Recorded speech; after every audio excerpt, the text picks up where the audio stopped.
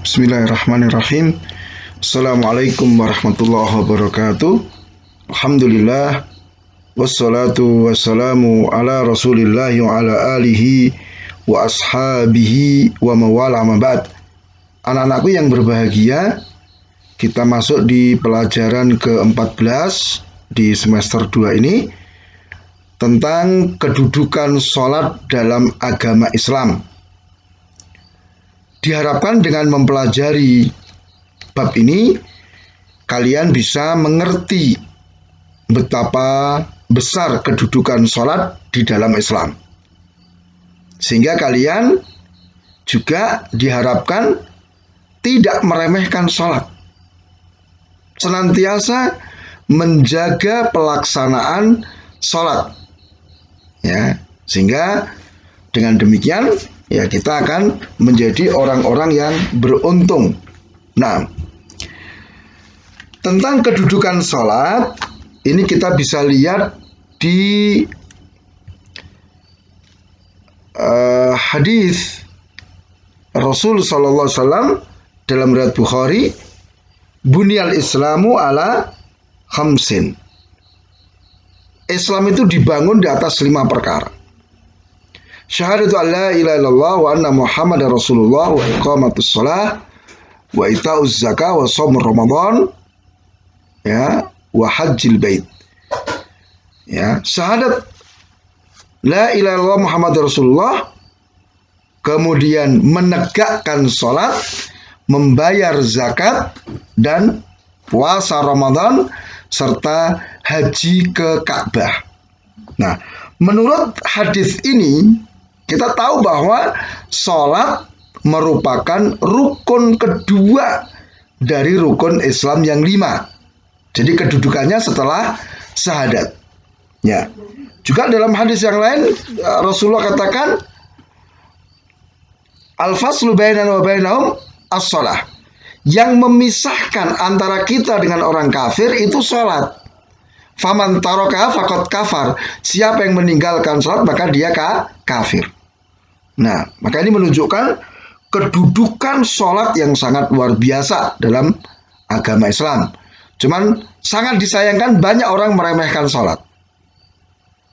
Banyak orang meremehkan sholat. Banyak yang tidak sholat. Atau juga orang yang sholatnya itu ya ala kadarnya, semau-maunya gitu. Maka dengan kita memahami kedudukan sholat, maka kita bisa menjaga sholat. Karena menjaga sholat itu memiliki keutamaan yang sangat besar.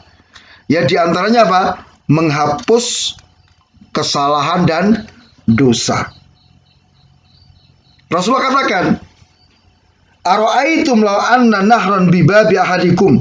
Bagaimana pendapat kalian kalau di depan rumah kalian itu ada sebuah sungai penuh airnya yang jernih.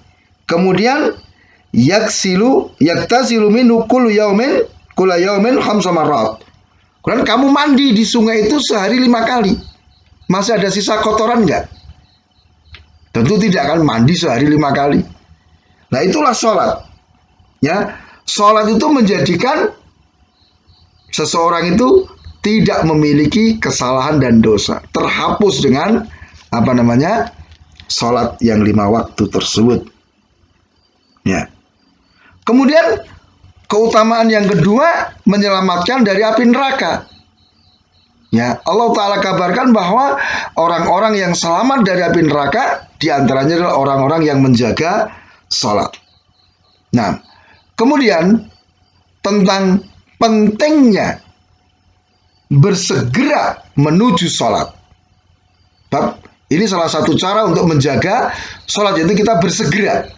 Kita lihat ya, bahwa Rasulullah SAW dikatakan oleh Aisyah, beliau itu terbiasa membantu pekerjaan rumah. Tetapi begitu mendengar azan masuk waktu sholat, beliau segera keluar menuju ke masjid untuk mengerjakan sholat. Itu Rasul. Jadi tidak santai-santai. Begitu azan, dia segera keluar. Dengan juga para sahabat. Ya. Abu Hurairah radhiyallahu anhu meriwayatkan bahwa Rasul kata, "Lau ta'lamuna ma fi shaffil muqaddam ya lakanat qur'atan." Seandainya kalian mengetahui keutamaan shaf pertama, pasti kalian akan memperebutkan, meskipun harus dengan melakukan undian. Nah, itu. Cuman sekarang kan orang nggak paham kan, sehingga ya santai dia berangkat ke masjid. Ya, kemudian ada juga para ulama, mereka mengatakan ya diantaranya Bishr bin Al-Hasan rahimahullah, diceritakan bahwa beliau ini senantiasa berada di shaf pertama selama 50 tahun di Masjid Al-Basrah. Bayangkan, 50 tahun dia senantiasa apa? Berada di shaf pertama. Ini berarti beliau sangat menjaga sekali sholatnya, tidak tertinggal. Kemudian juga ada Ibrahim bin Maimun Al-Marwazi rahimahullah. Beliau ini pekerjaannya adalah sebagai tukang tempa emas ya. Ya, tukang tempa emas dan perak. Jadi kerajinan membuat ya pernik-pernik dari emas dan perak. Nah, ketika beliau mengangkat palu, kemudian terdengar adzan, maka dia letakkan palunya, tidak diteruskan pekerjaannya, langsung dia berangkat ke masjid untuk memenuhi panggilan sholat. Itulah bagaimana para ulama ya senantiasa menjaga pelaksanaan sholat dengan bersegera menuju sholat. Tapi nanti kalau misalnya diteruskan pekerjaannya, maka itu akan banyak godaan, akhirnya apa? Kita terlambat memenuhi sholat. Atau akhirnya kita merasa berat dalam melakukan sholat.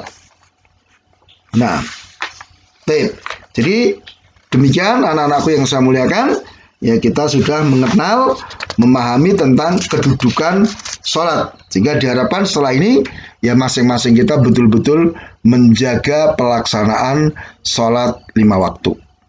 Subhanakallahumma bihamdika, asyhadu an la ilaha illa anta, astaghfiruka wa atubu ilaik. Wassalamualaikum warahmatullahi wabarakatuh.